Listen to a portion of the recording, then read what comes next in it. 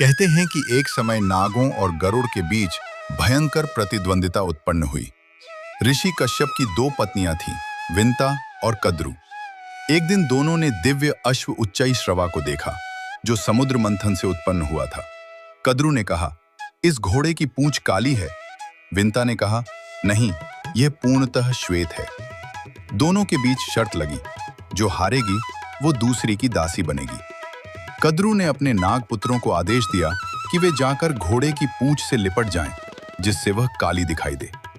जब विंता ने देखा तो पूंछ सचमुच काली प्रतीत हुई और वह शर्त हार गई। इस प्रकार विंता दासी बन गई। विंता का पुत्र था गरुड़। जब उसे अपनी माता की दासता का कारण ज्ञात हुआ तो उसने नागों से पूछा, माता को मुक्त करने का उपाय क्या है?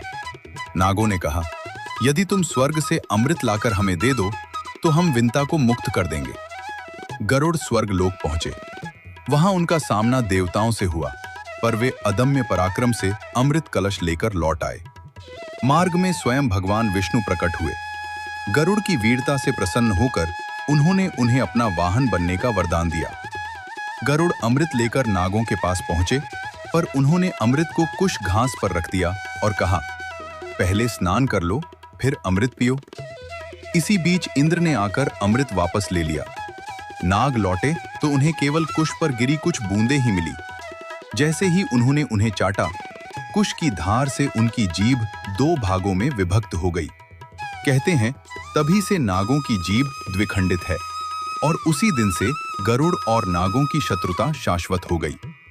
अगर आप सभी को इस कहानी से कुछ सीख मिली हो तो इस चैनल को लाइक, शेयर, सब्सक्राइब और नीचे श्री कृष्णाय नमः और श्री शिवाय नमस्तुभ्यम या ओम नमः शिवाय कमेंट जरूर करें, क्योंकि यह शास्त्रों वर्णित है कि अगर आप दूसरों का भला करते हैं तो पूरा ब्रह्मांड आपके भलाई में जुट जाता है।